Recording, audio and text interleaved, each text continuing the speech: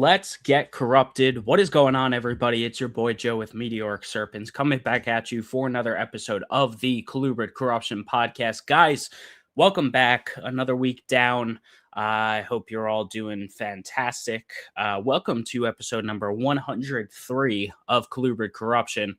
Guys, if it's your first time listening to the podcast, make sure you hit a like button here on today's episode. Make sure you hit subscribe here on the channel if you enjoy listening. And hit that notification bell so you know every single time we go live. Typically, it's Sundays at 7:30. We pushed back a little bit this week, but for the most part, it's Sundays at 7:30 p.m. EST. So stay on top of it. We've been consistent. So, yeah.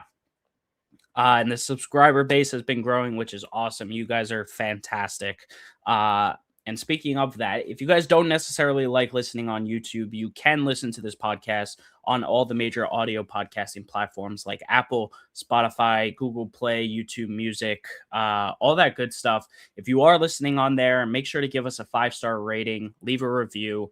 It always helps out. Share with some friends, both YouTube or audio version. If they're into colubrids, tell your friends about this podcast because more than likely we've had a guest talk about some species they like. So, yeah.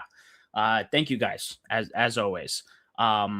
And guys, you should check out it's in the links in the description. All my social media platforms is pretty much at Meteoric Serpents everywhere. I changed the description a little bit and condensed that into just like my Linktree link, which is towards the bottom of the description. That way you can find me. You can find all my links in one easy place and go to those respective platforms. Also, the link to our guest's Instagram is in the description below. One of the first links there. So go check them out if you haven't already. Guys, if you are looking to support a good cause in the Colubrid community, you should definitely check out the CCR Conservation Fund. This is going directly to Colubrid Conservation.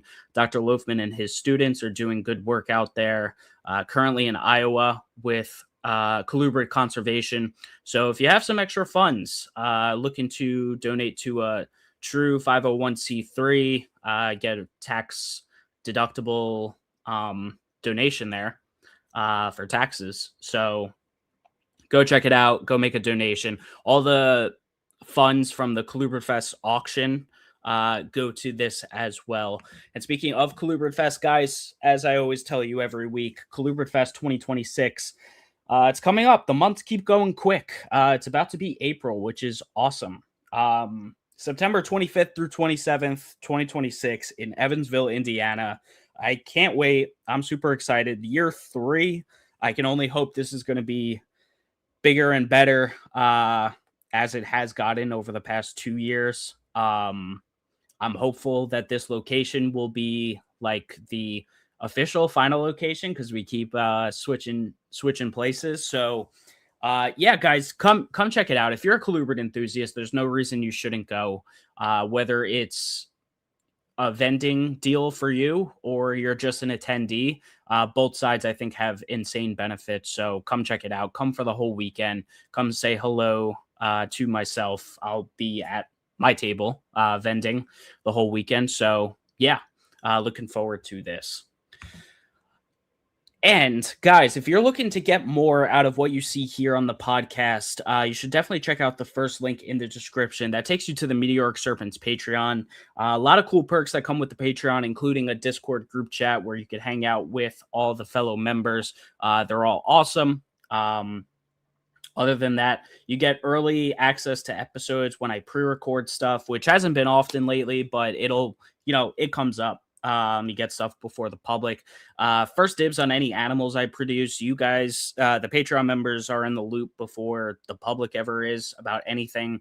I've been doing giveaways, like I said, first dibs, all that good stuff. Lots of cool perks.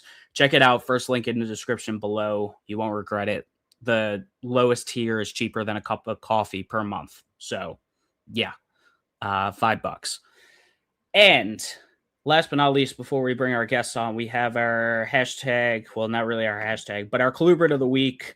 Saw this post earlier this week from Cloud Colubrids. Thank you for sharing. A nice little axanthic Trans-Pecos rat snake. Trans-Pecos rats are super cool. They're so distinctive in the realm of North American rats. I think the morphs are awesome. They're so clean, honestly, especially like the Axanthic. I love that like gray scale head, and the super clear pattern on the body. The contrast is awesome. So thanks, Cloud Colubrids, for sharing. Go follow Cloud Colubrids if you don't.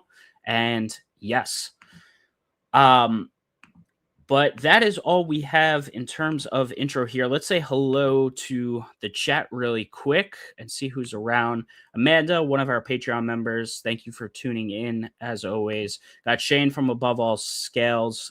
Shane got a nice package this week with some snakes from me. So thank you, Shane, for your support and for tuning in. Eric's More Factory, thanks for hanging out tonight. Another Eric from Noble Serpents. Thanks for hanging out tonight. Dan, Vision Quest Reptiles, thanks for being here. Keller is up past his bedtime and he is here. We got Ryan, Morph Valley Reptiles, thanks for hanging out tonight. And 217 Pythons, thank you for tuning in. All right, but without further ado, guys, this is a returning guest. Super excited to bring this person back on. I knew he would be someone I would have back on, and he's here. I actually should have checked, but I want to say the last time he was on was about a year ago. So I'm sure there's going to be updates. We've talked to this person on one of our panel shows, but you've already seen the thumbnail, so you know who it is. Everyone, please welcome David Deem back to Colubrid Corruption. What's up, man? Hey, how's everyone doing tonight? Pretty good. Yeah, so thanks for coming back. You and I have definitely grown a lot friendlier over the last year since we originally spoke. And big announcement. I guess I'll just drop it now. But I know I've mentioned to the audience that a sponsor is going to be coming on. And when I want to add sponsors to the podcast, it's got to be someone like I really like look up to their work and someone who's doing really good stuff with whatever they're doing. And I'm happy to say that Temporalis Enterprises, Mr. David Deem, is going to be a new sponsor of Colubrid Corruption starting in April. So as of next episode, that will be true. So, yeah. No, it's super exciting. I think that you have a really great platform here. And I don't know, what other sponsorships are in the works, but it's great to be able to support something like this and at an affordable cost, be able to drive some traffic to me. So I think it works out for both of us. Yeah, absolutely. And, I've always thought when it comes to milk snakes, and I don't know if I'm just not following the right people, but man, you have absolutely everything milk snake wise. And like, you have some of the best. So that's who I want to support and also have supporting the podcast. So to me, it felt like a no-brainer to bring you on.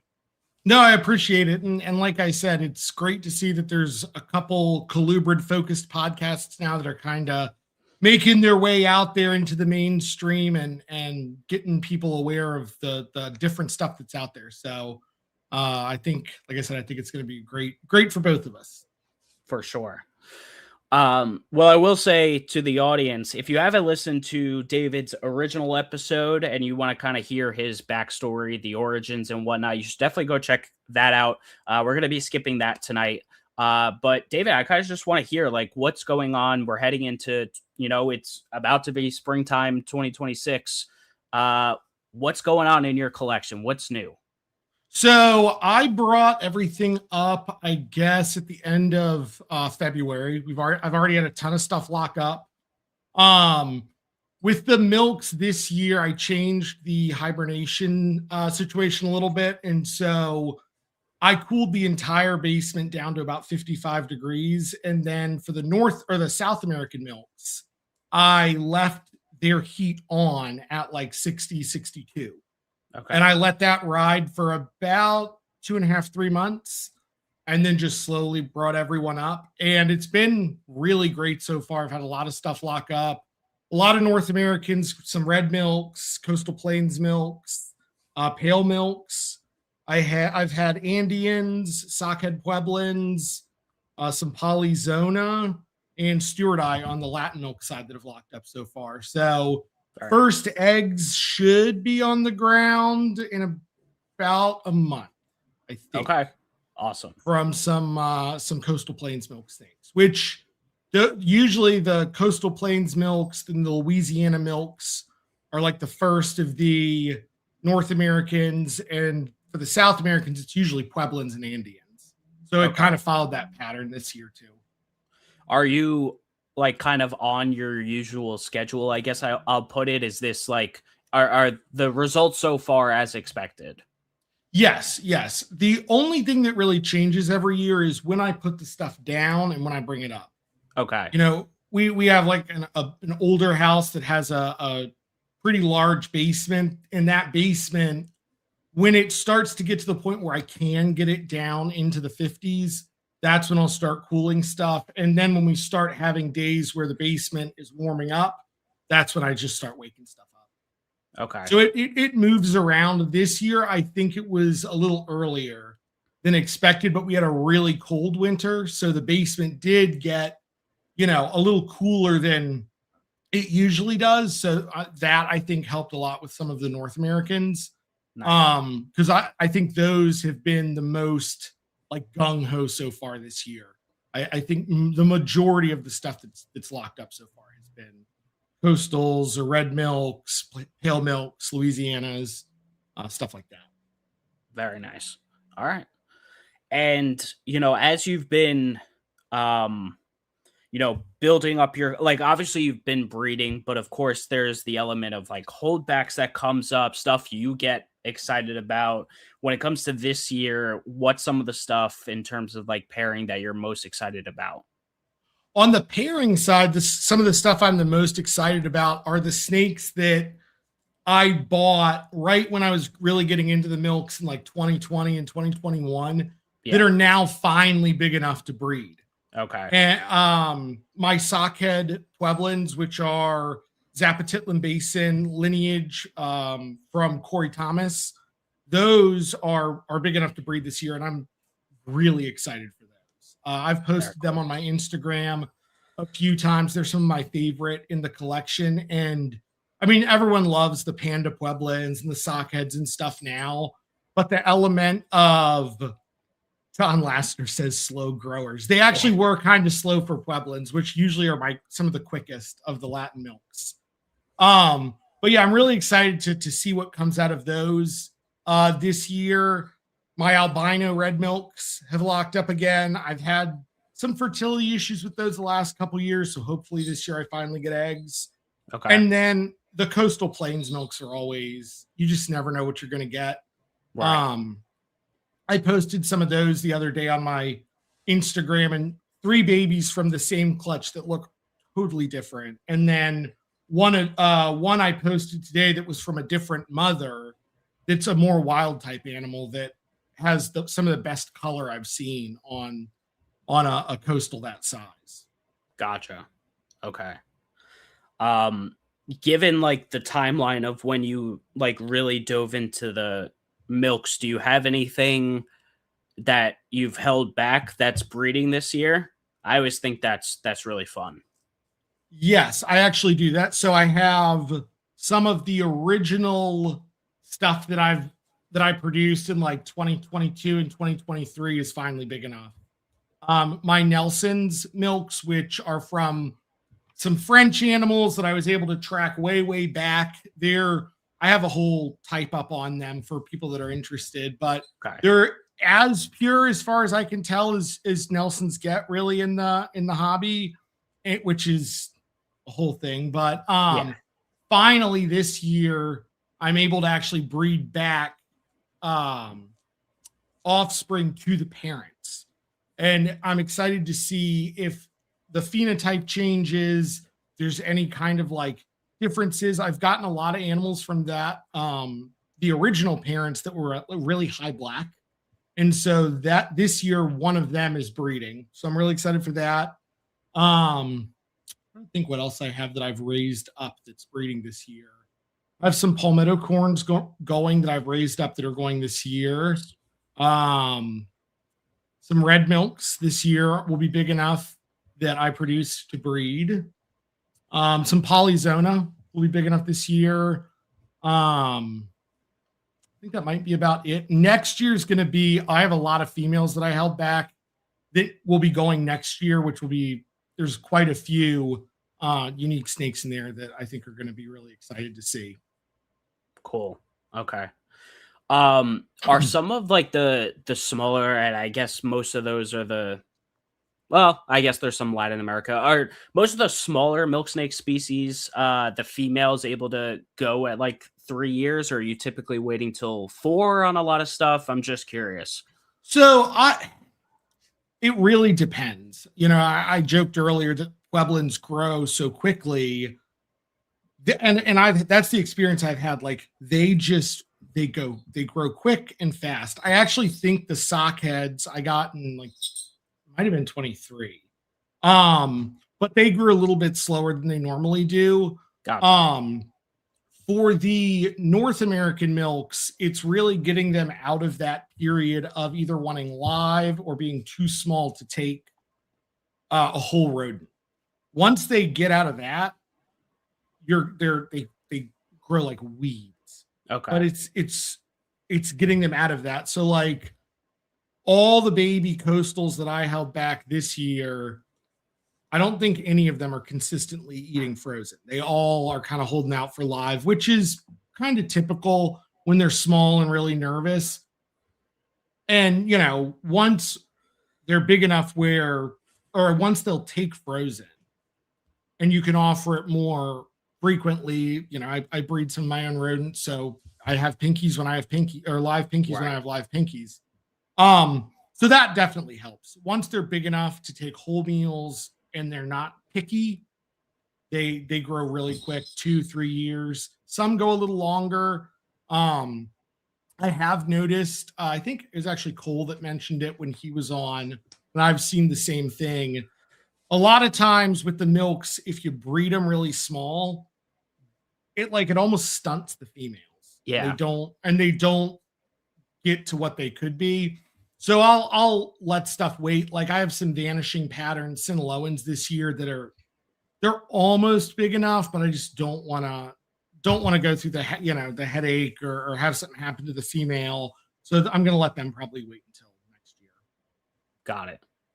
Yeah, I just in seeing some stuff with like and me, I keep mostly rat snakes, but like just with the way things often wind up looking, I like for most species, I feel like 4 is like the really like sweet spot. I feel like a lot of people often, because the hobby's just like a big breeding game, everyone's rushing to breed, and I feel like people try to push things at 3 when in the long run, I don't think that's the most like beneficial thing for the animal. I feel like waiting till that like 4 or even 5 year mark, like if you could hold out, like 5 is awesome, but like 4 I think is like really the sweet spot in my opinion, at least in terms of maturity and stuff. And when I got into snakes, it was 2 years, and then it became 3, and now I'm hearing more people say 4, 5. And the approach I kind of take is I let them do what they're gonna do. Like if they're feeding and growing and getting big and at 2 years old, like my Zapatitlán Basin Pueblans that I got from John Frazier originally, they were breeding at 2 years old and they were huge.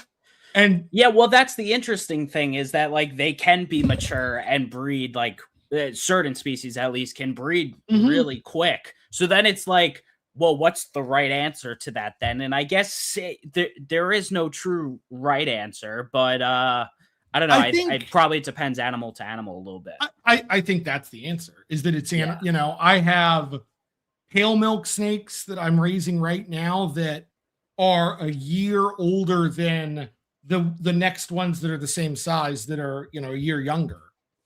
They all eat consistently. But some snakes just grow slower and some snakes grow quicker. And that's why I kind of like, however long it takes them with my feeding regimen is how long it takes. There's definitely species that I have learned need a little more time. Some of the North American milks, like red milks, can egg bind pretty easily. So giving them a little more time, packing a little more weight on them definitely does help. Okay. While we're on that topic, why don't you tell us what your kind of mentality is when it comes to feeding and frequency? Like, I guess for your whole collection, maybe you want to split it up. Maybe it depends on species. I don't know, but what you kind of do. So I do like a mix. I don't really have typically this time of year really a set feeding day. I Sure. feed every 3 to 5 days. Yeah. During baby season, when I have a lot of babies, I will like try to set one day so I know for shipping and stuff like that. But like this week, I gave everything weaned rats that was big enough. And I don't do a lot of rats, but when we do local trade shows or stuff like that, I'll pick up local, frozen rats, and I'll do those. Sometimes I'll do a handful of really small meals. Sometimes I do something that's just about right, and I mix it up. I like to do chicks, quail, mice, and rats for the most part. I definitely have noticed that some of the milks benefit from bigger meals less frequently, which is something I originally heard from Aaron Bayer. And so I've done some of that with some of the big Latin milks. They might get, a small rat once every, 2-3 weeks. The milk snakes are actually real. I mean, they are lamprey peltis after all. They're really good about letting you know when it's time. Yeah. When they make themselves visible, that's when it's probably time to feed them.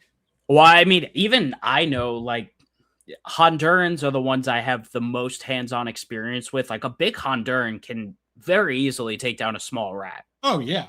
Yeah. Oh yeah. Lassiter says fat rat pups are great. That is another one that's like phenomenal, especially after they have eggs. Right. Or right when they come out of hibernation.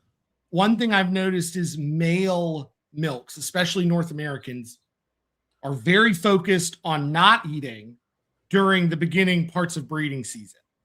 Like a lot of my male North American milks don't want to actually eat until they've started breeding. So okay. I will kind of let them do that, and then I'll offer like rat pups because they're small, which they also tend to not to want bigger meals during breeding season. They're small, but they're packed full of fat. So that helps, keep the calories in them while they're breeding until that kind of cools off and they'll eat like normal again. Got it. It's so interesting, and maybe my sample size is too small. And I know oftentimes people say it, I've never had a male colubrid stop eating for me because it's breeding season. I don't know why. Lucky you. I can't. Yeah, and even like whether or not they're actually breeding or not, and I haven't like seen a lot of locks with a lot of my stuff yet this year so far, but it hasn't happened to me, whether it's smelling females, and there's a lot of females in this room. So I don't know. It's so weird and it's frustrating. Like my albino red milk snakes, I'm almost 100% sure the problem is that male is so picky when he comes out of hibernation. I just don't think I think he's firing blanks because he's doesn't have the calories he needs, Mm-hmm. So this year he's doing really well in taking rat pups or like a couple fuzzies every 3 or 4 days. So I'm hopeful for this year. But yeah, I mean, with a lot of the milks, we used to bring. Actually, that is interesting. Bringing males up early. Yeah. I haven't tried that, but some of them they will not feed until they've started breeding, and then they usually loosen up a little bit. But that's interesting. Yeah, I mean, I haven't heard that a lot. One thing that I've found that helps is I'll cycle half of my males in with females, and then I'll feed the other half of the collection.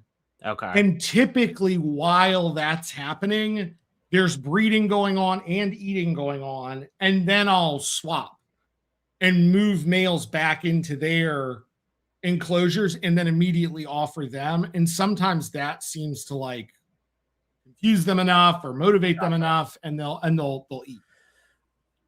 Okay. So do you often breed? Maybe I misunderstood. Are you putting multiple males to the same female just to like ensure success? No. So what I'll do is I'll take half of the pairs and I'll put them together. Okay. And then the other half I'm feeding them. Then, the next day or that night, I'll separate the half that were together and feed them and then pair the stuff that ate. Sometimes that will get them to like perk up a little bit. And I've noticed it also can help with stubborn males that don't want to breed, because there's pheromones and stuff like that. Some people will put a male in like a container or a bag in the same tub with a male that's kind of shy, and that will help. This also seems to help if you're not pairing everything all at once and there's feeding going on. Maybe it's the motion and the stimuli just get them to get out of whatever funk they're in. Yeah. But that has definitely helped a little bit with the males that don't want to eat. That's good. All right. And, when you're looking at especially some of the smaller North American milks, is that like rat pup size, like the biggest feeder you're giving them, or like what can they take? Because I know some of them are pretty small. So, and they have narrower mouths than like your North American rat snakes. Right. So like what are they typically? For some of the like red milks, they can eat like a weaned rat when they're fully grown. I mean, they can be, can't see my hands, but they can be, 30 inches, 36 inches. That's a good size meal for even a 30-inch snake. Oh, it's a decent size. It's about a 50-gram rat, 40-gram rat. And some of them can take that down. Now, those localities, from at least in my experience, tend to be like Southern Illinois localities. Johnson County is one that they can seem to get on the larger end. For like the pale milks and the gentilis, you're feeding, I guess like it'd be like small adult mouse or hopper size. Small mouse, yeah. Yeah. The Louisianas too, really tiny. Coastals a little bit bigger. But a lot of that stuff out west, a small mouse is about as much as they're ever gonna choke down. The eastern subspecies can get a little bit bigger, but even out of those, they're still on the smaller side. A corn snake the same size as a red milk snake are going to eat different things. Yes, for sure. No, I was trying to relate it. The milks seem to prefer, the North Americans at least, multiple smaller meals. Like that seems to be the preference. Some of the more aggressive feeders, I'll feed them, one large meal. But like a lot of the Taylori, the Louisiana milks, New Mexico milks, they really prefer like a handful of little, like they're raiding a nest. And that seems to work really well for them. Yeah. Is their digestion pretty quick? This time of year, yeah. Once stuff gets turned on and they start cranking, they burn through food. Yeah. Especially the bigger South American milks, like my Stewart eye, they will just burn through. I mean, they every other day if I let them. Yeah. No, I hear that over here with my stuff, so I getcha. Cool. You made mention to, I forget if that was when we were live or beforehand, Japanese forest rat snakes. I'm very curious about those because I myself just got a pair. We haven't talked a lot about them here on the podcast, so I'd love to hear about. And I don't even know if we talked about them on the last episode we did, but you have the Gifu locale, I know. Yes. So yeah, let's just talk about those guys a little bit. So mine came from Asia Zone through someone in Nevada. Okay. I've had them about 5 years now, I guess. This will be my third year producing them. Nice. They're really neat, like way more bold than I was expecting for something so closely related to a mandarin rat snake. Yeah. Yeah, I was like mine. I have them I have the pair together in, it's got to be like the equivalent of like a 60-gallon like front opening, Oh like wow. Okay. nice display. And they're out and about all the time, cruising around. Really? Now, I don't give them any supplemental heat. They stay at the temperature that the basement is at, which by now is up to like 73, 74. And they breed every year. I never see them lock. They usually lay 2 or 3 gigantic, Yes. like huge eggs. Yeah. And that's usually in like late summer, early fall. And they're super aggressive feeders, really curious. One Definitely clutch per year? one clutch a year is what I've been getting. I admittedly haven't like talked to a lot of people that have them.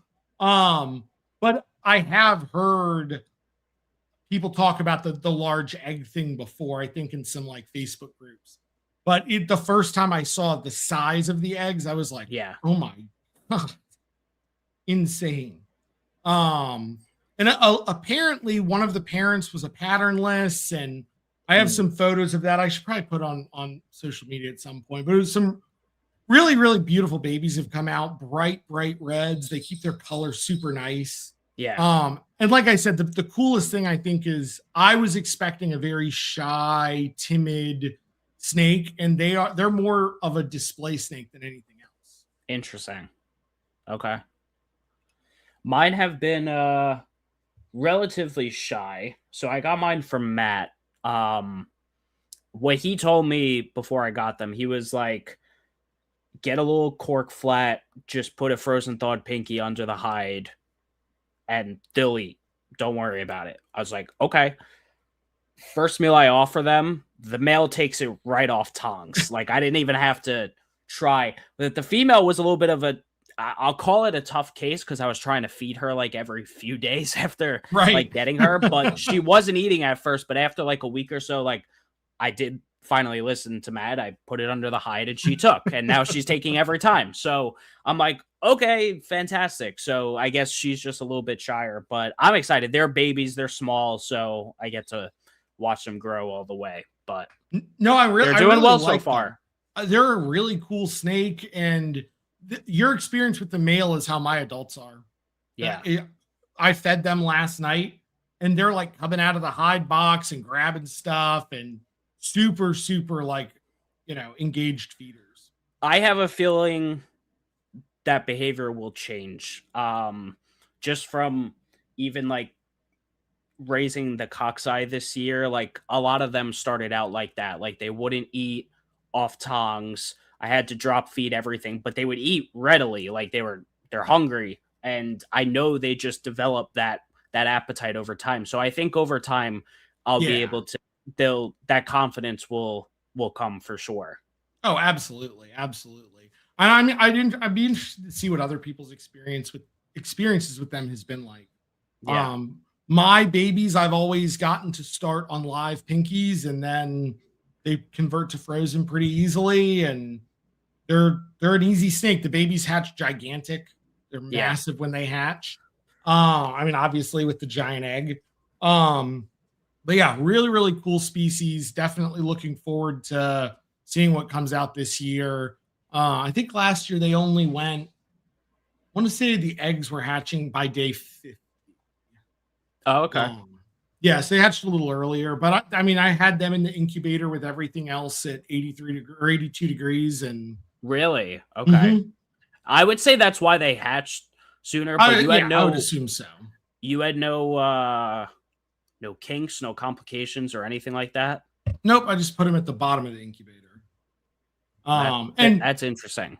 so this year or last year was my first season using this incubator. And I actually really liked it. I know a lot of colubrid guys throw their stuff up on shelves. I did that for years. There's nothing wrong with it. Yeah. Um, I didn't have any kinks this year. I incubated everything at last year, everything at 82 degrees. The only differences I noticed were some of the babies hatched bigger, especially the North American males. They hatched fast and they were big. I used perlite. It was a little drier than I mixed it the year before, but most of my North Americans were hatching at like day 45, but the babies were much bigger, much more robust, and it actually ended up eating better. I don't know if I'll see the same thing this year, but I'm really interested in how that shakes out, because I mean there's not a lot of colubrid guys that do use incubators to my understanding. I'm going to be using one going forward. So I've had an incubator here, and I've typically had it set to ball python temperatures, but we're not doing that anymore. So I have it set to a colubrid temperature. So now I'm going to, what do I have it set to? I can't even see it from here. Like 77.5 or something like that. And that's probably what I'm going to cook everything at. Yeah. And honestly, what I'm probably going to use the good old deli cups, just like the 7-inch ones, and put eggs in there, and I should be able to fit every single clutch in there for a very long time if I stack them like that. Yeah, I have the Sea Serpents 48-inch incubator. Yeah, and I can fit all 40 or 50 clutches a year right in there. And I said, with the Japanese rats, I just put the eggs at the bottom. I figured it might be a little cooler down there. Yeah. And didn't have any issues. Okay. That's really interesting to hear. I feel like that's what you had is probably the most opposite to everything I've ever heard, but I don't know. I don't know. Yeah, I mean, the year before I just incubated them on a shelf, and they hatched right at about 60 days, I think, and one of the babies was dead in the egg. So I went 1-1 in 2024 and 2-0 in 2025. Yeah. Yeah. And John, honestly, me trying to, I quit using, I'm going to read this out for audio listeners. I quit using incubators. My experience is longer incubation, produce bigger babies that feed more easier, 78 degrees, 60 days. I've heard the exact same thing from other people. Only thing I'll say is that my reptile rooms, and even in this one, have often been I don't like the inconsistency of the temperature, so I don't trust the shelf incubation here in the room. And just with varying degrees of incubation, I don't want anything to be messed up. So I have this DIY incubator I built a few years ago, and it's been awesome for ball python, so I have no problem using this in the future for colubrids, and this thing will last me hopefully forever, honestly. But I mean, I'll say this: I have never had any kinks or anything happen from doing the shelf style incubation, and half the time I wasn't even really paying a lot of attention to that. It's I think that they can tolerate swings within a range, but it's when you get too hot, correct, that bad stuff starts to happen. Correct. Yeah. I don't know. I just think having a consistent temperature for me, I think will just make things simpler, probably. And that was my thought with it, was having consistent temperatures. It should make things more consistent. And I mean, I've read and seen a million different. I've heard that if you use drier incubation medium, that the babies have to absorb more albumin, so they're bigger. I've heard if you use something wetter, it does something and it helps them to hatch bigger. I've heard higher temperatures. I've heard lower temperatures. It's. I think everyone kind of has their method, and what works best for you is what works best for you. Like John said, that he, lower temperatures, bigger babies eat Yeah. better. That's what I've always heard. And what I was doing in 25 was, I think it was Rob Zirkle that I saw him comment about maybe hearing from Lloyd Lemke like way back in the day that they would use drier incubation media, and that would make the babies use more of the yolk and the eggs. And so this year I mixed my perlite a little bit drier and I would tend to. Go ahead. No, I was just going to say, I would tend to agree with that. I also think people have an issue of, like, often have a consistent issue of oversaturating incubation medium. Yes. It's so easy to do, and it's easy to miss too. Yeah. Very easy to miss for people. I used to use vermiculite, and I moved away from that because up here I haven't been able to find like the thick grain cuts, just like almost like a powder. Yeah. Which I didn't like that. And then I moved to perlite, and I definitely mixed it too wet the first year I used it and had to go back through. So this year I did a much drier, in 25, I did a much drier perlite, and then took damp sphagnum and like wrung it out really, really well and kind of packed it around the eggs. I've heard that can help prevent mold and stuff like that. And that worked out really, really well this year or last year. I keep saying this year, last year. Yeah. The other thing you can do with that, like if you do something like deli cups with holes in the side, and if you keep the medium slightly drier, you can also keep like, I'll call it like a pan or a container of just open water in the incubator. So it's just evaporating and the system is staying moist without your perlite or vermiculite being a swamp. Yeah. And I've always on the end. So I use like these long, they're like this tall and like this long from Target. I use those for my incubation boxes. And at the end of each of them, I just take a thumbtack and do a tiny hole.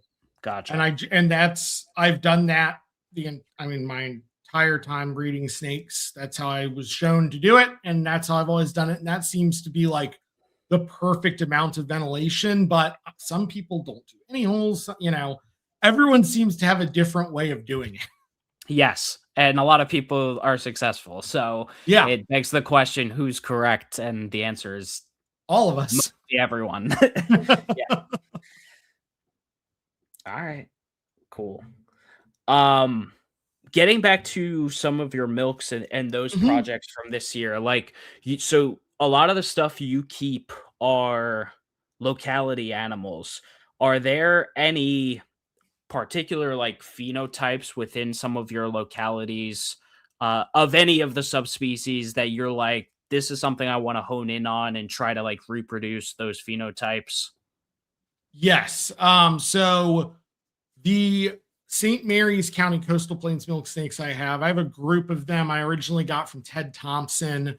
And I bred them for the first time in 25 and I got like 14 or 15 babies total. And I have some in there that are spotted, some in there that are this very weird, like dark red with a thin white bands and really cool like white dots on the head. Okay. I had some in there that were like semi-spotted, but more like kind of like keyholes almost. And then some like wild type ones. And the parents aren't all that special. The dad's pretty normal. And one of the moms is like kind of spotted, a little funky looking, really pastel pink. And the other mom is also fairly standard, but has like a really dark red. And I was just blown away by all the babies from 25. I think I ended up keeping almost all of them. Sent some to friends. I think I sold 1 or 2 pairs, but I'm very excited over the next couple of years to start breeding those back into each other and see what pops out. Coastal Plains milk snakes are my favorite snake in the world. That's why I named my business Temporalis Enterprises. And just the variety that you can get from them is just incredible. I mean, in the wild, there's I've seen so many different phenotypes in very small areas. And it seems to be, at least from breeding them in captivity over the last couple of years, that it's one in a clutch, you just never know what you're going to get. So I really want to hone in and see if there is like a selection that can be done to that, like with some of the spotted animals or some of the thin banded, really red animals that I was telling you about, or if it's something where it's always kind of a roll of the dice. Yeah. So I'm really, really excited within the St. Mary's locality to play around with that. On the Latin milk side, there is this will be my second year pairing them. I have some Stewart Eye from Shannon Brown, who any of the milk snake nerds listening to this will know who Shannon Brown was. It's big Lamprepeltis guy from back in the kingsnake.com days.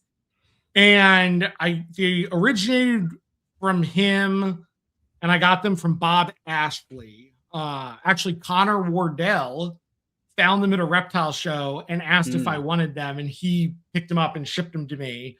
Nice. And that was probably 4 years ago now, I think. Okay. But the mom is basically bicolor now. She's like almost red and black, almost no white. And the dad, where his white is like there's black coming in, but there's like this thin orange kind of still coming through. So I'm really excited to play around with those. I've tried to track down more information on them. The most I can get is that, they're from Shannon Brown, believed to be Costa Rican locality.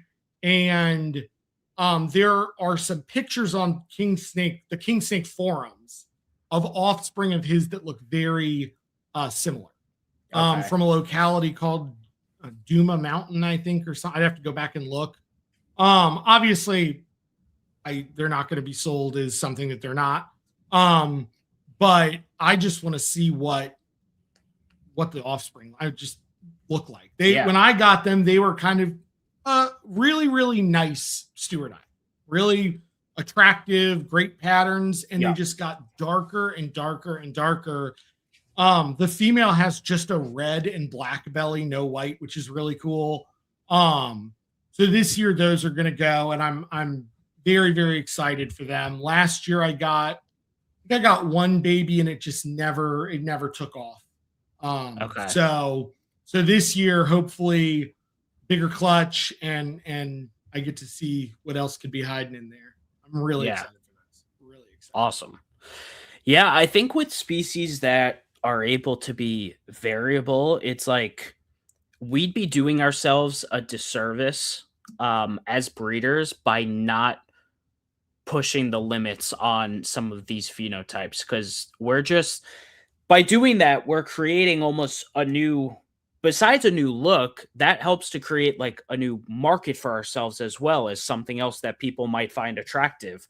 So, I see it a lot with like my Texas rats. To me, they're just such a species that's untapped in terms of phenotype potential, even on just normal Texas rats.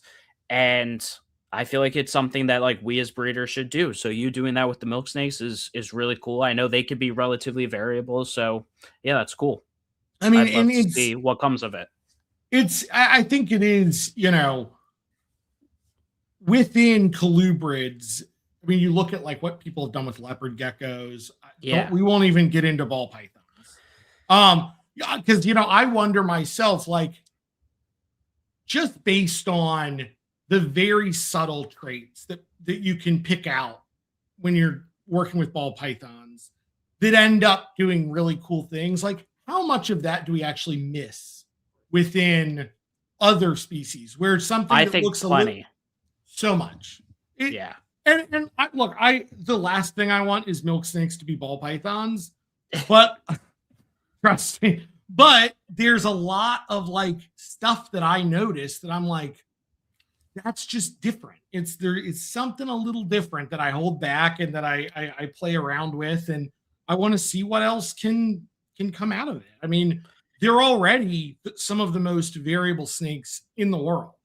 Yeah. So, you know, going back through and with a fine tooth comb and kind of selecting for certain traits, I think is completely untapped. Same thing with the Texas rats. I mean, you Yeah. there's I mean, so many the scale of and the variability throughout their range is just like insane, ridiculous.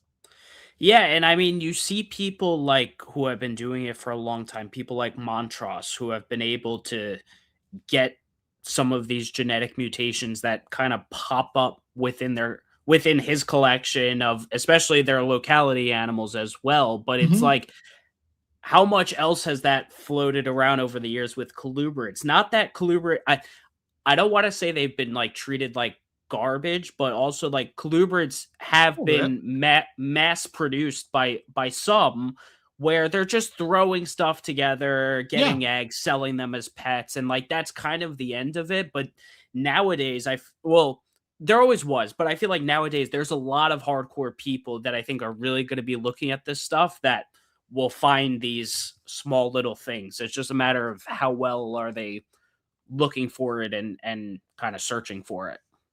No, I mean, you're absolutely right. I mean, I think that I mean, we all are guilty, I think, of either holding too much back or getting rid of stuff that we know we should Yeah, have kept.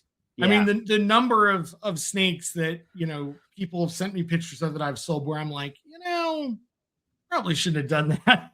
It's crazy, but you can't keep them all. And this year in 26, I really want to put an emphasis on getting pairs of these snakes in the hands of people that are going to really, really appreciate it.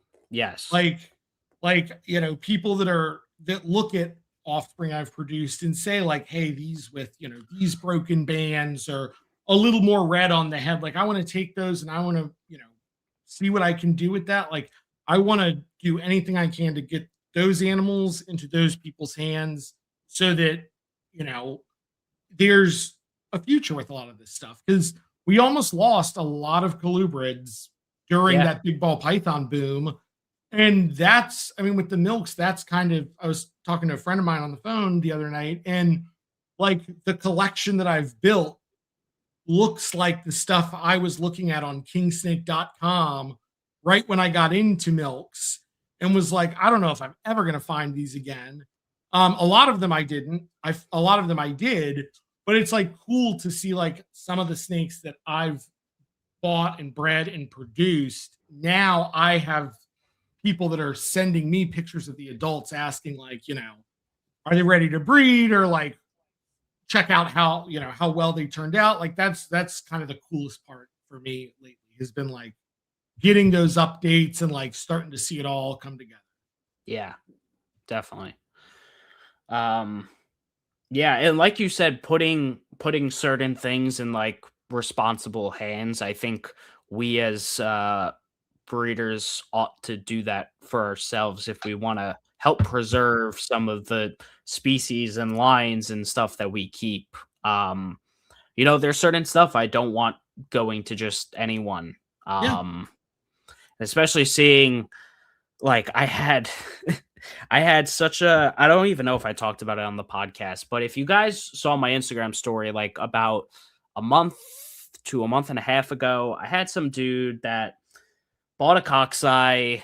It became a whole mess with shipping, and I wound up sending the animal back to myself. Executive decision. I sent it back to myself because the guy was not being responsible and stuff. And I was like, when I saw it at first, I knew I shouldn't have sold the guy the snake, and I did it anyway.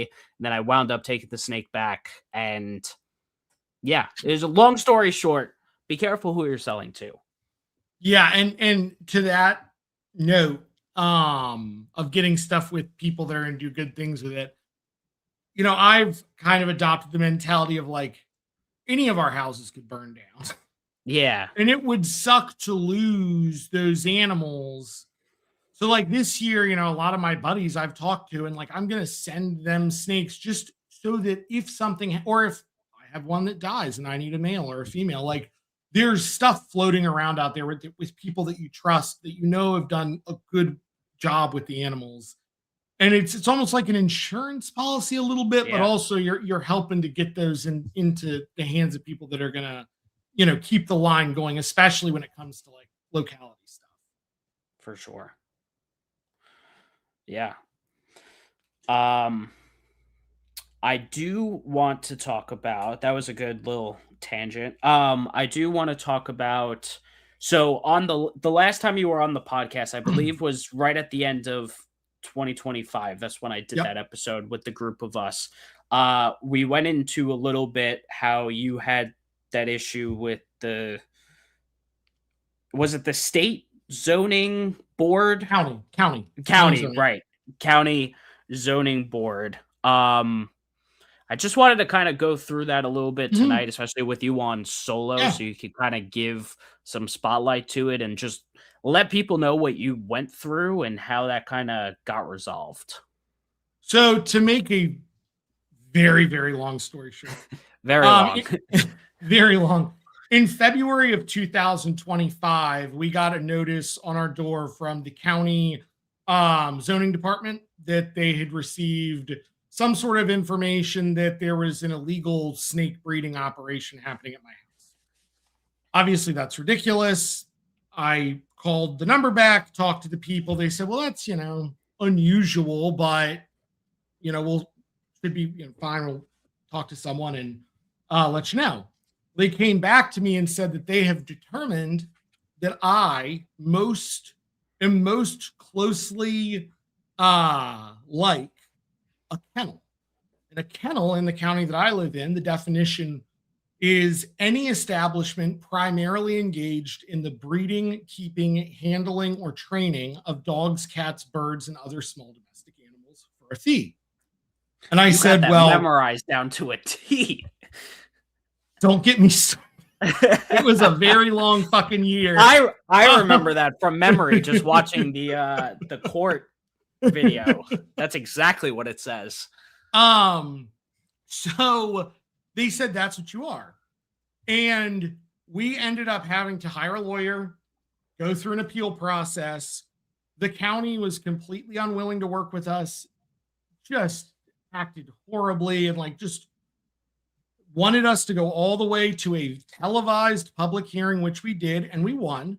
And the county board of zoning appeals, when we had our hearing, basically determined that we could not be a kennel because we are not primarily engaged in anything besides my house being a house, because what the county was trying to say was that my home, the primary use of it was a snake breeding facility. Yeah. Which my home that they never came into or saw pictures of, by the way. Correct. So no comment, Eric. So basically, we had to go to this hearing and we had to, with the lawyer on a televised thing, go through why we were not a kennel.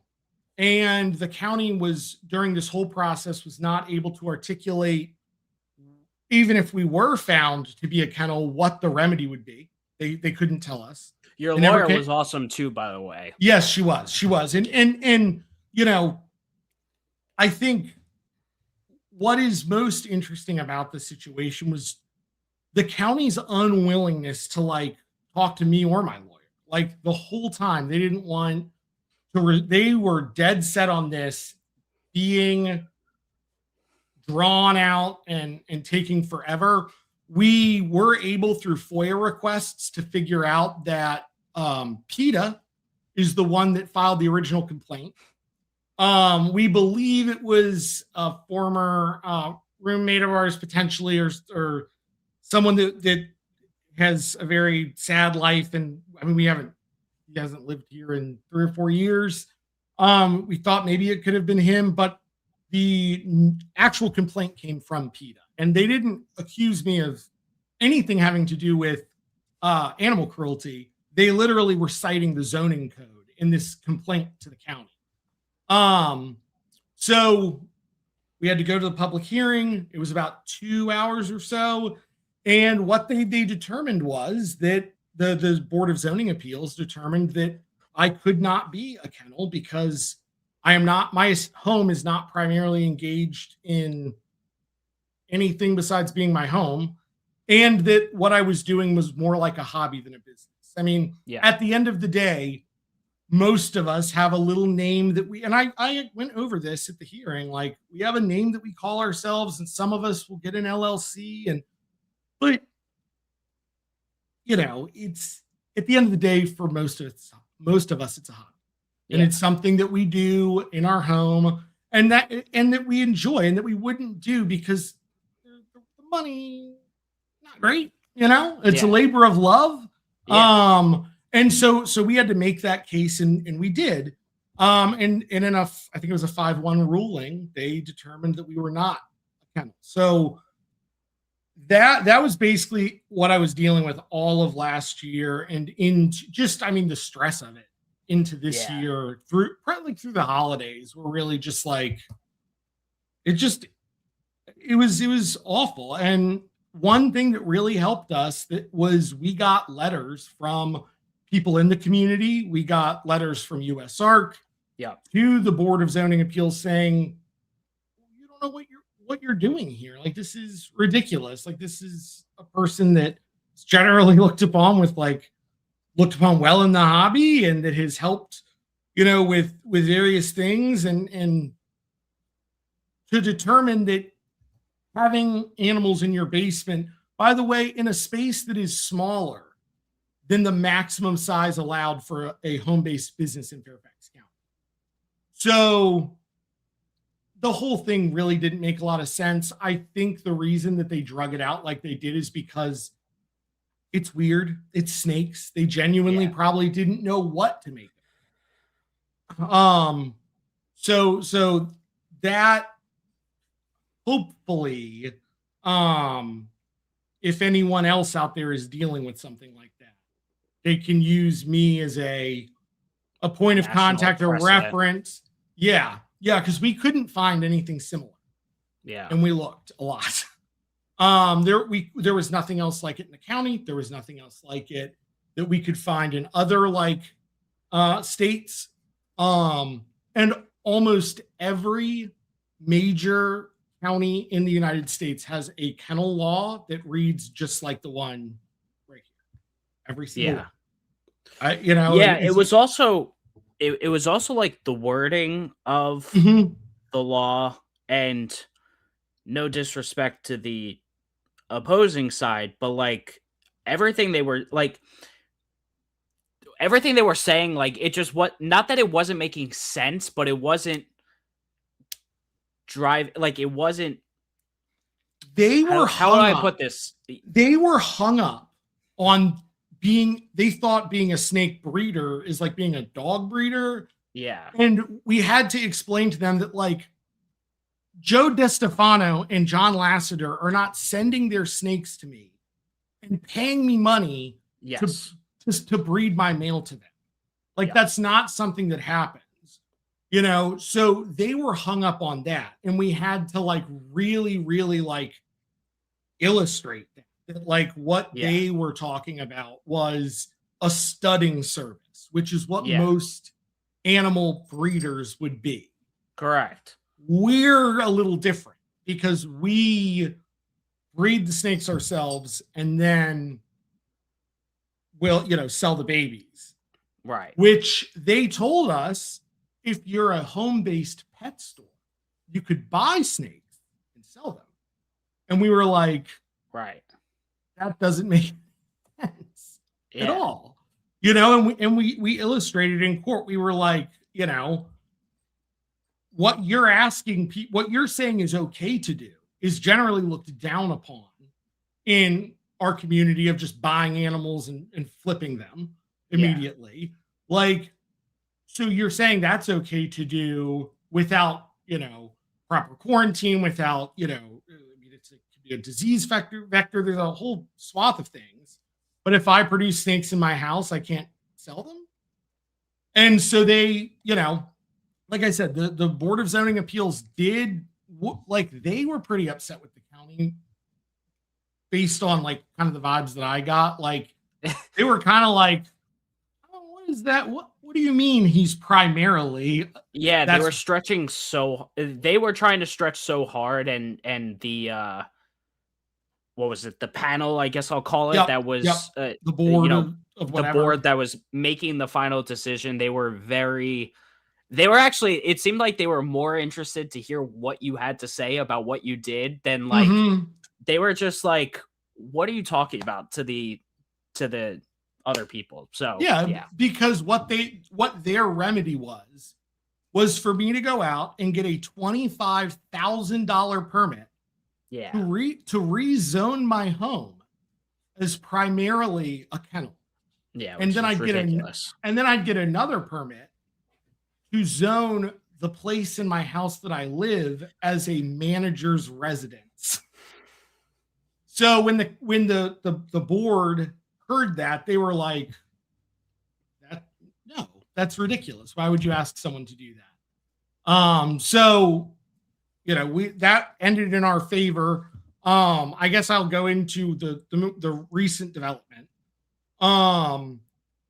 It looks like the county is now moving to change the wording of that code. So a kennel will now be any establishment primarily engaged in the keeping, breeding, training, handling, or selling of dogs, cats, birds, reptiles, and amphibians, and other animals. So they're getting rid of domestic, they're adding reptiles and adding selling. The good news is primarily engaged is what matters, right? Right. They've already determined that anything that's around the vicinity of the size and scope of what I do is fine. It cannot be defined as and because your home is primarily a home. Because my and home not is a snake breeding facility. Right. In the home-based business permit stipulates that I think it's like 400 square feet of your house can be for your small business. I'm at like 200 and something. I'm well under that.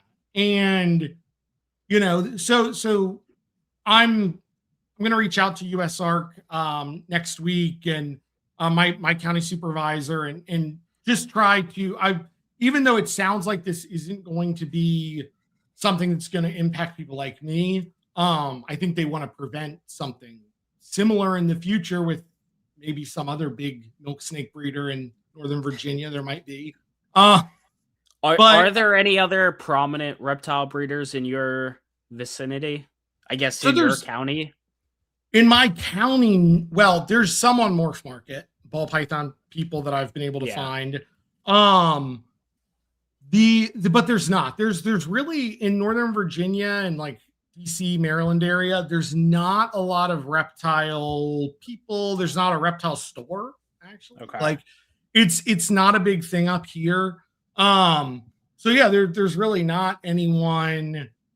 Outback Reptiles, I worked for them in high school and after high school. They're in a neighboring county, but they have a warehouse in a commercial district. Correct. I don't think there's anyone that I know like Colubrid on the Colubrid side that's like up here breeding a lot of stuff that's like out there on social media or anything. It's a smaller area for that hobby, but that doesn't mean that there's not people out there. Ball python people have feelings too, I'm sure. And, they're just as at risk as I was.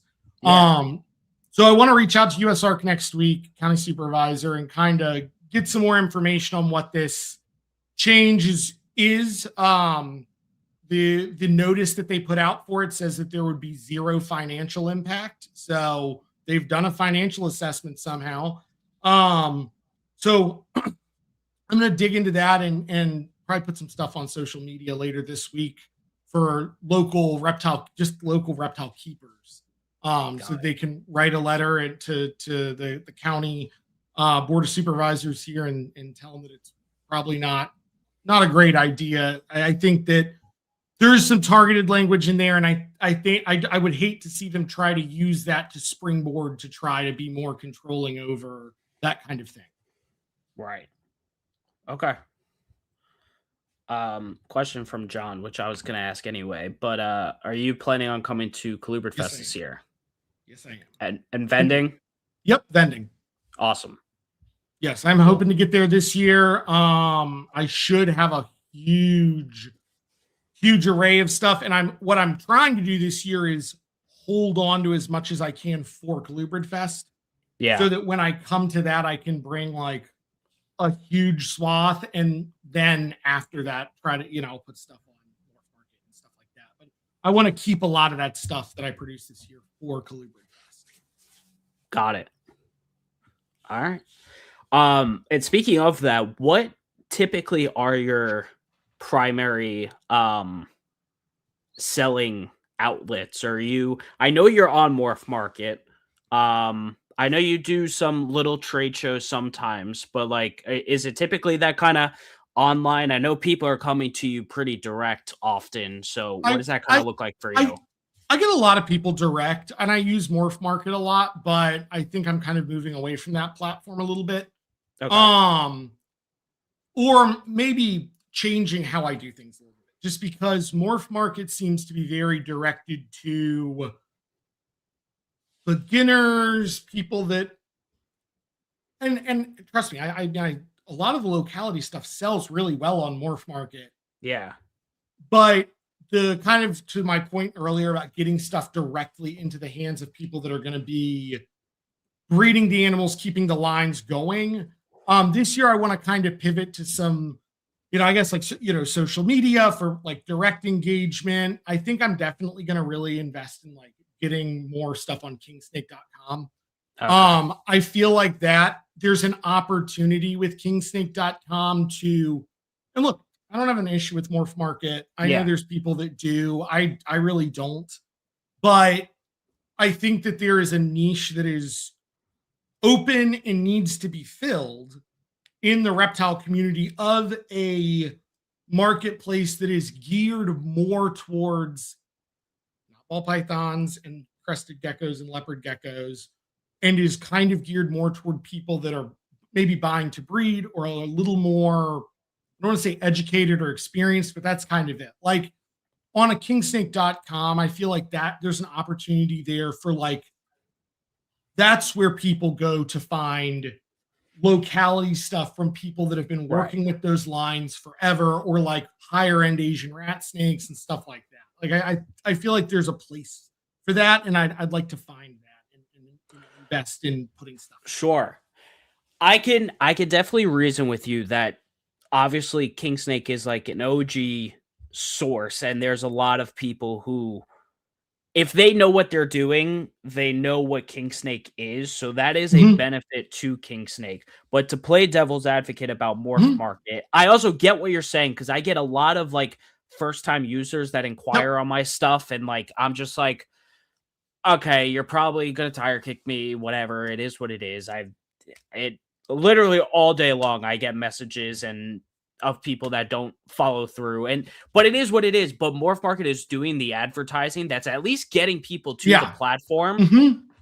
so that I can appreciate that they're getting these users who, whether or not they're actually interested, they're people that are inquiring on stuff and they're legit. um Mhm. and of course, eventually, some of that stuff could turn into sales. Maybe it never does for you per se, but maybe it does for the overall community. And we have to remember that the more people we get into the hobby, the more that we'll all sell as a whole. Um, so yeah, I also think that, you know, just making sure your ads are high quality are gonna set Well, yourself apart from other people. You take fantastic pictures, by the way, so I'm not saying you have that problem, but like, no, yeah. I So, have a rant about it. I oh, mean, and you're right. Like I think that, if you're not using Morph Market to sell your stuff, you don't really have a place to complain about stuff not selling. Like right, whether you love it or hate it, just like Amazon, Morph Market is convenient, affordable, and they do the marketing for you. And they have a lot of resources that you can use to, I mean, they do like invoicing now and all sorts of stuff. I think that to your point about ad quality, some of the stuff that I see, it just blows me away. In the milk snake section, the milk snake section is a dumpster fire most of the time, unless it's my beautiful shit. Yeah. And other people that I like. But some of the stuff on there is just like bonkers to see. And it, like, and I mean, milk snakes are already a mess. There's already, like problems within milk snakes and how pure a lot of the subspecies are. But I mean, you can't expect Morph Market to police it. That's the other thing, is that it's going to be a dumpster fire because there's so much going on there. You can't expect them to just jump on and axe someone's ad because you're like, well, actually, that appears to be a blah blah blah. It's so that's what you get with. But let me ask this, especially because your ads probably stand out in the milk snake section. Do you think, because some of those other ads are such dumpster fire, that you've been able to make more sales on Morph Market than someone I don't know, because you have the dumpster fire and you have my nice picture, but the dumpster fire is always cheaper. Correct. So there's that element to it. Honestly, Morph Market, the best thing I have been able to get through Morph Market is there's a ton of people that buy from me every year that I have been selling to through Morph Market. I sold them their first snake. And that's awesome. But that takes a lot of time and investment into developing those relationships. And I've spent, the last 5 years that I've had this little endeavor kind of almost doing more of that than I have working more with like the people, the breeders and enthusiasts on Facebook that are more like really into it. Right. If that makes any sense. Like I obviously talk to people on social media and other breeders and things like that, but I've invested, I think, more time into like developing those like new customer relationships than, chatting back and forth with people that comment on my pictures on like Instagram. So I want to kind of do more of that this year and have Morph Market more set up as like the place I can put stuff that's well started, affordable, beginner, Mexican Black Kings, palmetto corn snakes, Conant's milk snakes,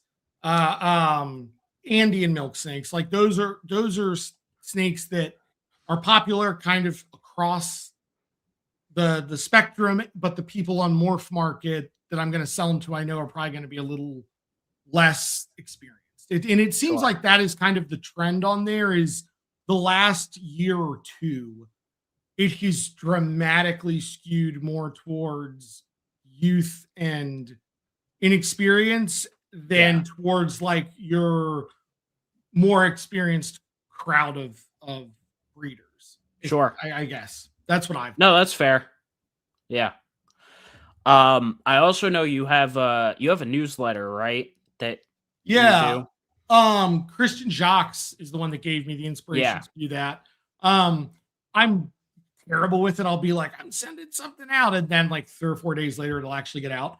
But that's in my Facebook and my Instagram. It's pinned. You can go and hop on there. So actually, I guess the easiest way to kind of talk about this is on a podcast like this instead of like a social media post. Right. But what I really want to do with that newsletter is that is going to have lower prices on the animals. That is going to give you up to date as stuff is like, that is when I go through and write on a legal pad what I have, what I'm trying to move, what's breeding, what's hatching. And I want to send that out to people, especially as eggs start being laid, really, as eggs start hatching, attach pictures, stuff like that, and kind of use that as like a more intimate setting for me to communicate with a lot, because a lot of the people on that are either like the more experienced crowd or folks that have been around for a long time that maybe don't have a huge social media presence. So I want to use that to kind of keep people updated, have a kind of a longer format of like what's going on, what's breeding, what I'm doing with, hibernation, things like that. And I don't know, I just feel like it gives you a better interface. A lot of people don't do that anymore. Yeah. And I was surprised when I saw that Christian did it, and I asked her for help on making the Google form and all that. And so Yeah. so credit to her for that, for helping Yeah. me with that. Awesome. I actually signed up for yours just to kind of keep tabs and I see what's saw up, that. even though I'm not a milk snake guy, but I'll keep my eye on it. I need some of those red Texas rat snakes when you produce those. Yeah, those will come along I in probably I another haven't couple heard you years. talk a lot about those. Those are really, really They're cool. just because they're just growing up. I have like they're just nothing new is going on with them. They're chilling, they're growing, and that's about it. That's the news. Uh Those are really, really cool. yeah, I was looking at the pictures of those again today on your Instagram, and I was like, it's just insane looking, yeah, crazy looking. No, they're I'm cool excited to see what happens with those. for sure. Awesome.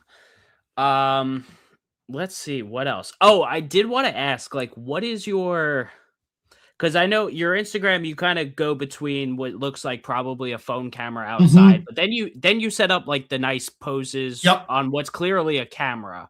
Mhm. So what's your kind of what do you do camera wise for some of those like really high quality photos?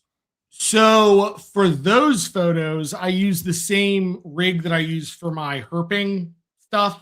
I have my Instagram account for that is Centicolis Deem. And Okay. I'm starting to get active on there again and post some stuff.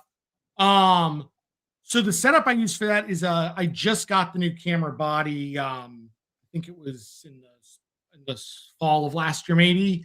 And that's a Canon T7i. And then I use a Canon macro lens and two dual flashes with Mm, diffusers that I can angle and change the light settings on. And I've been playing around with more backgrounds, but I use slates. You can also go to like Home Depot and they have samples of the tiles if you're okay. redoing your bathroom, which I redo my bathroom a couple times a year. Swing by Home Depot, pick out some tiles, and then they give you a one by one like little tile, and then you can, Yeah. for my milk sinks that works most of the time. The bigger ones, it's really hard to get the camera photos with because they just move so much and they're so much bigger. So I try Right. to do the outdoor photos of those in my hand in the sunlight. Um, Definitely trying to do more of like the cell phone shots and like stuff as I'm going through working with the collection.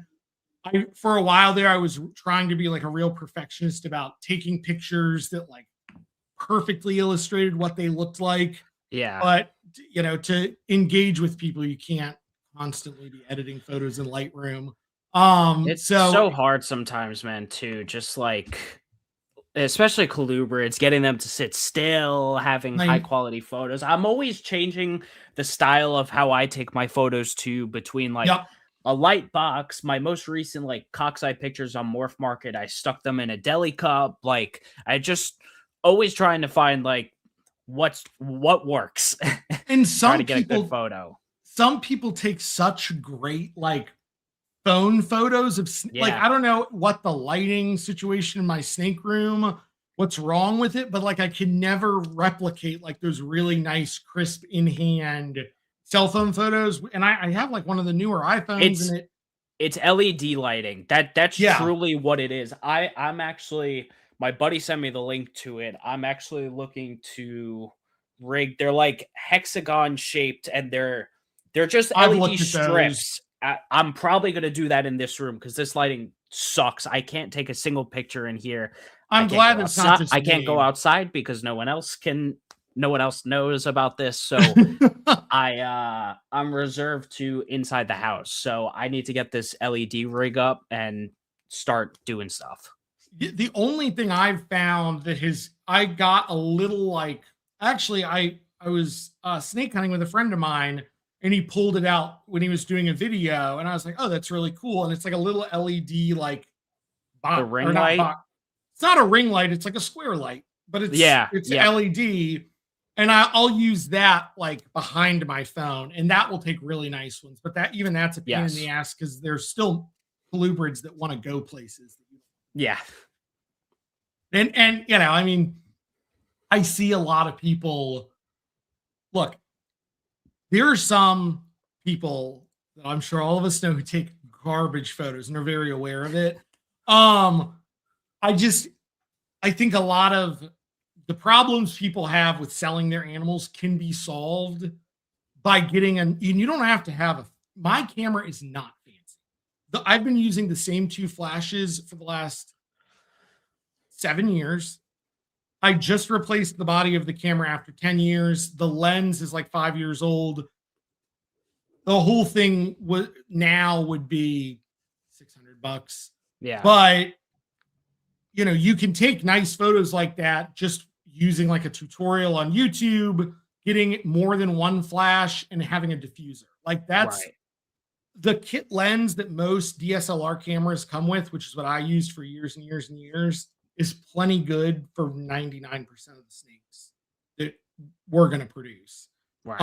And those flashes I think you can get them for like $40, and the remote's about the same. So you can turn a cheap $300 or $400 camera into taking really, really good photos in the field if you're into herping, and in your house if you're just a keeper pretty affordably. I think that presenting the animals as close as you can get them to how they look to you is Exactly. so important, because like good examples like salmon snow and salmon ghost corn snakes. I really dig those like pink corn snakes. Yep. I have some. I cannot get the colors just don't pop with. I'm still playing around trying to get it to look the way it looks in my hand. So but with a lot of stuff you can knock that out with a good camera, and either Lightroom or I think Google has a good phone photo editing software called Snapseed. It's really, really good. All right. Cool. Yeah, my iPhone's getting old at this point, although it takes like decent quality, but like I think the biggest thing that people don't realize is lighting. If your lighting's bad, the picture's gonna be bad. That's when I was just shooting with a regular DSLR with the little flip top flash. I was like, this thing doesn't work for shit. And as soon as someone told me it's all lighted, you can take pictures that are 1,000 times better than the ones you're taking now on your kit camera with a single flash and a diffuser. That I ran a single flash for the diffuser for like 10 years, and it's great. So you can really amp your photos up with a good photo editing software and a good light source. Just don't edit your photos. I mean, some photos on Morph Market are too nice, if you know what I mean. When like the grass behind the snake is like neon green or like slime green, that something might have been tweaked too much. Just a little bit. That never gets old, that's for sure. People like doing that with ball pythons, but that's besides the point. Yeah, I mean it's I've seen a couple times now where like people have done that and then it's come back to bite them in the ass. Yeah, which is fun. Yeah.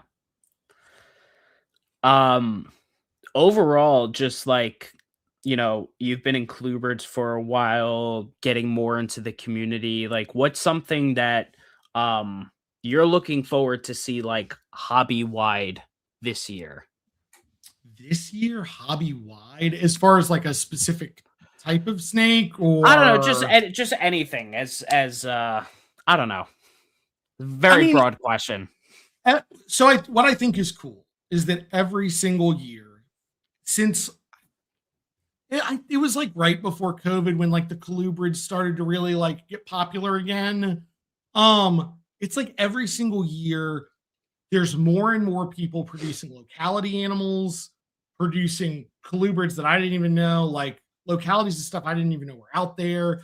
Like Right. every year, it's been really fun to watch like stuff pop up that I didn't even know people were still breeding or that people had. So I really enjoy watching like all the Facebook groups and stuff starts to pop up. I think one thing that's really going to be interesting to watch this year is going to be there's been people shifting. There's people that are getting out of ball pythons and getting into colubrids, and that's been going on for a little while with, I mean, not just ball pythons, other stuff too. Right. So I think it's going to be cool to kind of see the progression of that and the progression of where colubrids go. I mean, this will be the third year for Colubrid Fest. Couldn't make it the last two, but it sounds like it's getting bigger and bigger every year. Obviously, your podcast is getting more popular. There's just more people that are getting into it. And I think that there's a lot of totally untapped market. You'll notice on like some of my Facebook or Instagram photos, I'll put like one of the hashtags is like ball python, because I will occasionally get the ball python person that is like gobsmacked. And that's cool. Yeah. That's really cool when someone's like, I only knew about like the milk snakes. That's why this is called Colubrid corruption. Exactly. I want to see more people get corrupted. That's what I want in 2020. There you go. That's the correct answer. You brought it up, but Colubrid Fest, based on what you've heard that you missed the last 2 years, what do you think is the part about Colubrid Fest that you're looking forward to the most? Colubrid Fest. Yeah. That's that. Okay. All of it. Like I am looking forward to, I mean, I have heard so many good things and so many great stories. And last year I was very busy, and the year before it just didn't shake out. So this year I'm going to try to make it my very best. I think I should be totally sure here within the next like couple weeks. And I'm excited just to talk to people, meet people that I've talked to online and exchange ideas and just see what everyone has. I mean, I know that on Sundays, that's the day they do the trade show. I'm just excited to see what it is that people come up with and bring. I mean, the pictures from last year of some of the stuff, I was just so bummed out that I had to miss it, because everyone looks like they brought the good shit. Yeah. And honestly, it'll just keep getting better. More people will come out with, and more people means the chance for more species, stuff we haven't seen the last time. So yeah, it's going to be interesting for sure. And what's so impressive to me is that the turnout has been like, it seems like it's been very high for what when I first heard about Colubrid Fest as like an idea, I was like, I didn't know if that's something that would really take off like that. And it's been really cool to see it also tie in with conservation. Like I love that. I think that that's like the one place that our hobby is just like severely lacking, is like like we need to be much more tied to conservation and support a lot more of those efforts.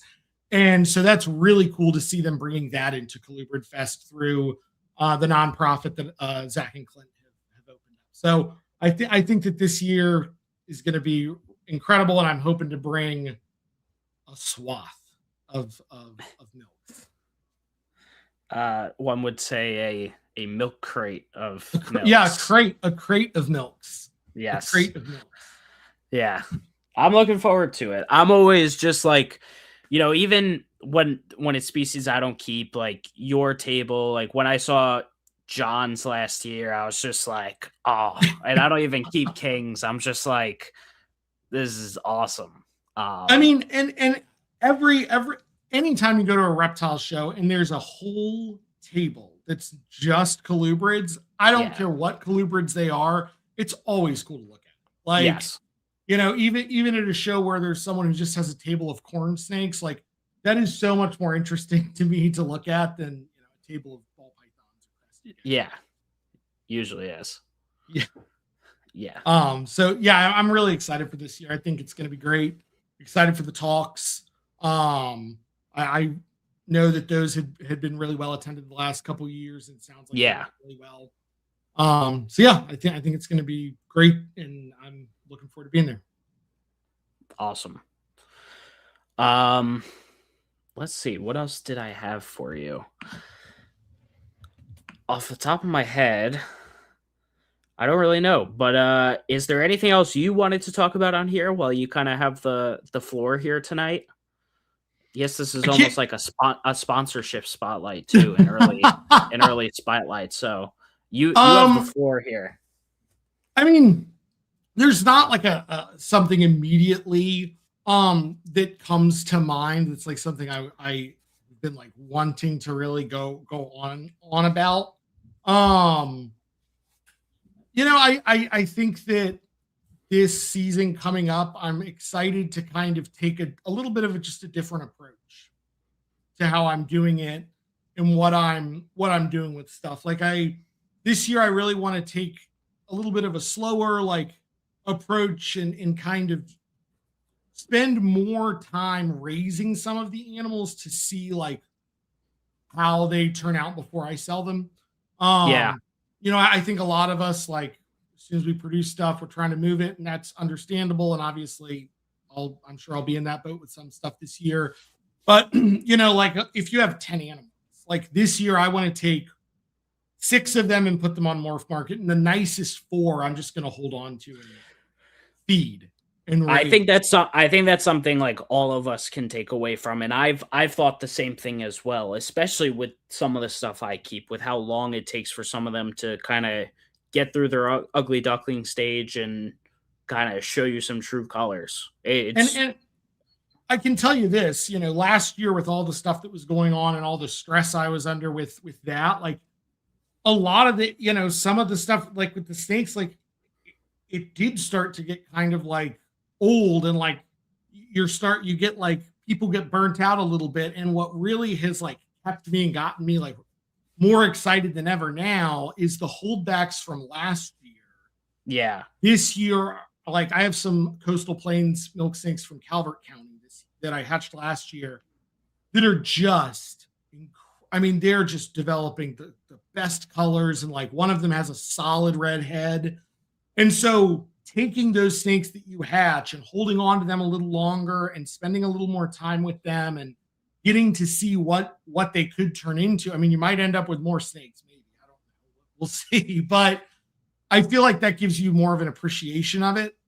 And that's kind of what the gears I'm trying to change into next or this year is going to be a little slower pace and just kind of spending more time watching the animals develop to get a better gauge of both the husbandry side and what I could do better and what, they may benefit from that I'm not currently giving them. And, with the milks, they do that first year, they can change pretty significantly yeah. color wise and pattern wise to a certain degree. So just seeing a little bit more of that and seeing like where the phenotypes go, I think is going to be really interesting. And then if those animals that you held back, if you decide that you want to let them go down the road. And you might be able to get a little more money for them. With a little Well, more I was gonna say, if you're like, I don't know, in your own head feeling the pressure of, I gotta post these snakes, try to sell something, like just put them for like kind of a ridiculously high price that probably no one's gonna touch. But like I do that sometimes. if that's what makes you feel good, then go ahead and do Yeah. that so that it's listed. And if someone comes around to pay for it and you have it listed, are you gonna say no if it's like 3x the price of what it should Right. be? Right. And You might not. And I did that some this year where I posted stuff that I was at a kind of a high price and was like, I really don't care if it sells. And then when, a lot of those animals, when the right person came along, I sold those snakes for less than the normal looking ones that I had because it was to someone that came to me and was like, I've been looking for this forever. And, Yeah. I want to get a pair of them or something. And, I try to hook those people up with the knowledge that they're going to keep the line going. That's the biggest thing with the locality stuff is once the line is not with you anymore, who knows what happens. So getting them with people that you trust so that if you do lose animals or you need to go back and, you know, replace stuff, or when they produce them, get offspring to raise up, like that's really, really beneficial. I think all of us need to do that, especially with stuff that's less common, that there's Yeah. not a lot of out there. I mean, there's been so many milk snake morphs in localities that they might be out there. I don't know. You know, I don't know if anyone else out there has localities of Louisiana milk snakes besides Jefferson Parish, but it doesn't seem like it besides maybe one or two people. So I think that maybe the right way to say it is more intentionality with how we're holding stuff back and selling stuff is what I'm kind of hoping to move into this year. For sure. Yeah, I'm gonna be following the same trail on that as well. Yeah, I think it's definitely something that is easy to overlook, that we've shot ourselves in the foot before. So I think that's something that's important this year. Yeah. All right. Well, cool, man. I think that's Awesome. good place to wrap up tonight's episode. But been about an hour 40 minutes of good talk. Any final word? By the way, everyone, again, the link to David's Instagram is in the description below. David, any final words to the audience listening, both live and on the recording? If you want to get in touch with me, you can shoot me a DM at on my Instagram or Facebook. You can also email me at david@temporalisenterprises.com. I know I have some messages that I haven't gotten to quite yet from some people listening, but I'll get to those this evening. And I look forward to seeing what everyone produces this year. And hopefully I see a lot of you guys at Colubrid Fest. Hell yeah. Yeah. Great way to leave us off. Well, to everyone listening, I hope you enjoyed this episode. If you have, make sure you leave a like on tonight's episode. Make sure you hit subscribe here on the channel. Once again, you can listen to this podcast on all the major audio podcasting platforms. If you do, give us a 5-star review or a 5-star rating, leave a review. Make sure you follow all of my social media links. Best way to stay up to date with what's going on. Check out the first link in the description. That'll take you to the Meteoric Serpents Patreon. And that's it for tonight, guys. Again, this was episode number 103 of the Colubrid Corruption Podcast. We had David Deem of Temporalis Enterprises. I hope you all have a fantastic night. I'll catch you guys next week. Peace out.